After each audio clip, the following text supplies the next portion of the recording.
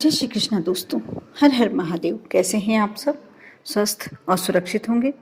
दोस्तों, आंवला नवमी, अक्षय नवमी, जो इस बार 2 नवंबर को पड़ रही है 2022 में, और इसमें आप कैसे पूजन करनी है, आपको किस तरीके से आंवला नवमी की आप यदि पूजन करते हैं तो आपको फ़ायदा होता है, और क्या उपाय कर कर आप माँ लक्ष्मी की, भगवान विष्णु की कृपा प्राप्त कर सकते हैं। आंवला नवमी पर प्रातःकाल सबसे पहले तो आप स्नान करें।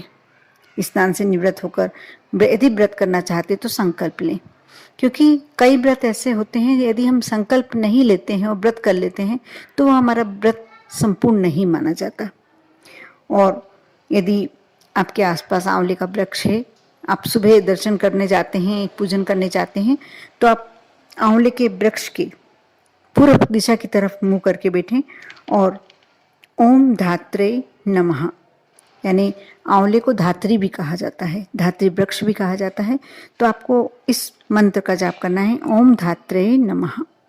इस मंत्र से आंवले के वृक्ष की जड़ में दूध की धार गिराते हुए आप पितरों के नाम से तर्पण करते हैं तो आपको पितरों का आशीर्वाद प्राप्त होता है। और जिस व्यक्ति पर यदि पितरों का आशीर्वाद प्राप्त होता है तो उसके बहुत सारे संकट, कष्ट दूर हो जाते हैं। इसलिए आप यह कार्य तो अवश्य करें। कपूर व घी के दीपक से आरती करके और प्रदक्षिणा करें, परिक्रमा करें। इससे आपको पूर्ण फल की प्राप्ति होती है।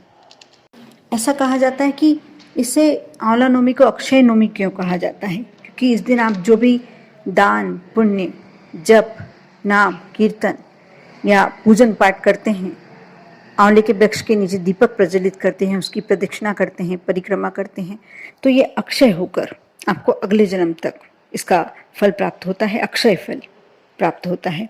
कष्टों से मुक्त इस जन्म में यदि आप दान जब करते हैं, तब करते हैं, तो आप कष्टों से मुक्त होते हैं माँ लक्ष्मी की। क्योंकि भगवान विष्णु का इस समय कहते हैं कि आंवले के पत्ते पर, बहुत ही नाजुक सा पेड़ होता है, वृक्ष के पत्ते होते हैं, आपने देखे हों तो, लेकिन फिर भी ये आश्चर्य है कि भगवान विष्णु का इस दिन आंवले के पत्ते पर विश्राम करते हैं। इसलिए आंवले के पेड़ के नीचे पूजन करके जो भोजन करता है, ब्राह्मण को भोजन कराने की परंपरा होती है, फिर उसी वृक्ष के नीचे आप यदि भोजन करते हैं तो आपको भगवान विष्णु का, माँ लक्ष्मी का आशीर्वाद प्राप्त होता है। ये सभी अधिकतर लोग जानते हैं और करते भी हैं। और कार्तिक मास की शुक्ल पक्ष की नवमी तिथि, जो आंवला नवमी के नाम से फेमस है, तो इस दिन आंवले के वृक्ष की उत्पत्ति हुई थी। पीपल और केले के पेड़ के अलावा आंवले के पेड़ पर भगवान विष्णु, शिव जी, माता लक्ष्मी का वास माना जाता है। इस दिन अक्षय लाभ प्राप्त करने के लिए आंवले के वृक्ष की पूजन अवश्य ही करनी चाहिए।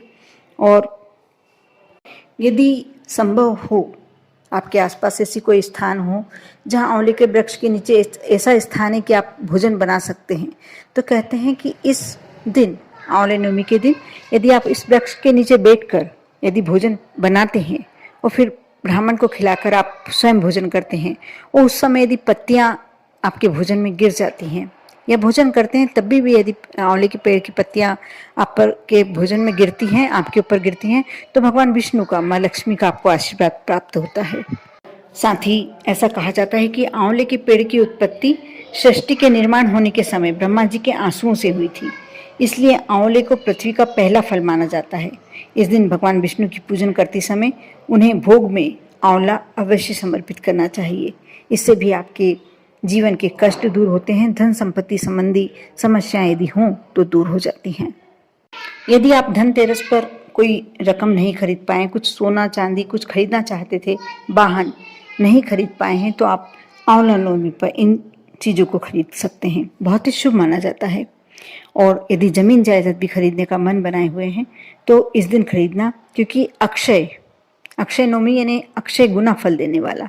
इस दिन जो भी वस्तु खरीदी जाती है, कहते हैं कि अक्षय गुना हमें इसकी फल की प्राप्ति होती है। इसलिए आंवला नवमी के दिन कोई भी वस्तु आप अवश्य खरीद सकते हैं। यदि पहले से मन है, आप धनतेरस पर नहीं खरीद पाए हैं तो खरीद सकते हैं। और एक बात और ध्यान रखनी चाहिए कि आंवला नवमी के दिन आप आंवले का सेवन अवश्य करें, कैसे भी करें। कच्चा आंवला खाएं, अचार बनाकर खाएं या मुरब्बा खाएं, जो भी आप जैसे भी खा सकते हैं, चटनी बनाकर खाएं, लेकिन आंवले का सेवन अवश्य करना चाहिए, क्योंकि ये उस दिन भगवान विष्णु के भोग के रूप में ग्रहण किया जाता है। इससे अच्छे स्वास्थ्य की आपको आशीर्वाद प्राप्त होता है, इसलिए आंवले का आपको उस दिन सेवन अवश्य करना चाहिए। इस दिन भगवान विष्णु के साथ साथ माँ लक्ष्मी की पूजन की जानी चाहिए और माँ लक्ष्मी को भी आंवला समर्पित करना चाहिए। भगवान शिव को इस दिन अवश्य आंवला समर्पित करें। शिवलिंग पर यदि आप आंवला समर्पित करते हैं तो आपको धन की कभी जीवन में कमी नहीं होगी। और इस दिन आंवला नवमी के दिन आप अपने घर में आंवले का वृक्ष पौधा अवश्य रोपें। आप बीज डालते हैं तो बीज, यदि पौधा लेकर आते हैं और पौधा लगाते हैं तो ये भी आपके लिए बहुत ही श्रेष्ठ, घर में धन की कमी नहीं होती है। ऐसा यदि करते हैं आप तो आप जब आंवले के वृक्ष की पूजन करें, सबसे पहले हल्दी घोल लें, थोड़ी सी हल्दी घोल के ले जाएं, एक दीपक प्रज्वलित करें और हल्दी से स्वास्तिक बनाएं। आंवले के यदि वृक्ष की थोड़ी सी जड़ भी दिख रही है तो जड़ पर बनाएं, नहीं तो तने पर बनाएं। जो नीचे का हिस्सा होता है उस पर स्वास्तिक बनाएं और अपने मन की कामना करते हुए वहाँ चावल समर्पित करें और परिक्रमा दें। आप कोई भी वस्तु लेकर परिक्रमा दे सकते हैं। जैसे आपको 108 परिक्रमा देना है तो आप बादाम, काजू, किशमिश, मूंगफली के दाने, जो भी आपकी श्रद्धा हो, जो भी आपकी शक्ति हो, कई लोग सिक्के से देते हैं और उसके बाद उसे ब्राह्मणों को दान कर सकते हैं या जरूरतमंदों को दे सकते हैं। बहुत ही श्रेष्ठ फल प्राप्त होता है। कई महिलाएं इस दिन ये कार्य करती हैं। जो कार्तिक स्नान करता है वो उस दिन अवश्य ये कार्य करता है। इस दिन आंवले के वृक्ष के नीचे बैठकर भोजन करने का अक्षय फल प्राप्त होता है। और स्वास्थ्य संबंधी, आपको स्वास्थ्य में कैसी भी परेशानी चल रही हो, आपकी वह परेशानी अवश्य दूर होती है, आपके स्वास्थ्य में सुधार होता है। यदि आपका कहीं पैसा अटक गया हो, किसी ने लेकर रखा है और नहीं देना चाह रहा हो, तो आप ऐसा कर सकते हैं। आंवले के वृक्ष में जो जल चढ़ाते हैं आंवला नवमी पर, जो जल समर्पित करें, उसमें थोड़ा सा चंदन और हल्दी मिलाकर अर्घ दें और वहाँ अपनी मन की कामना करें।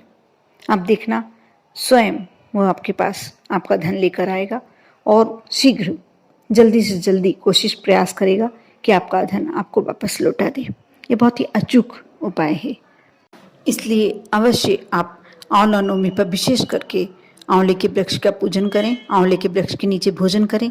यदि करवा सकते हैं तो किसी ब्राह्मण को भोजन करवाएं आंवले के वृक्ष के नीचे। और जो भी दान में आप दे सकते हैं, अनाज देना चाहते हैं अनाज, वस्त्र देना चाहते हैं वस्त्र, दक्षिणा देना चाहते हैं, जो भी आप दे सकते हैं। जरूरी नहीं है कि आप अपनी शक्ति से बाहर जाकर दें। जिस भी दान को करने में आप सक्षम हैं वह दान करें। नहीं हो तो आप आंवले का दान भी कर सकते हैं। आप किसी व्यक्ति को, यदि किसी ब्राह्मण को आंवले का दान करते हैं तो वह एक स्वर्ण दान के बराबर आपको फल देता है। आप कर देखें। आप सभी को आंवला नवमी की बहुत बहुत शुभकामनाएं। आप पर और आपके पूरे परिवार पर भोलेनाथ की कृपा हमेशा बनी रहे, भगवान विष्णु की कृपा हमेशा बनी रहे। ओम नमः शिवाय।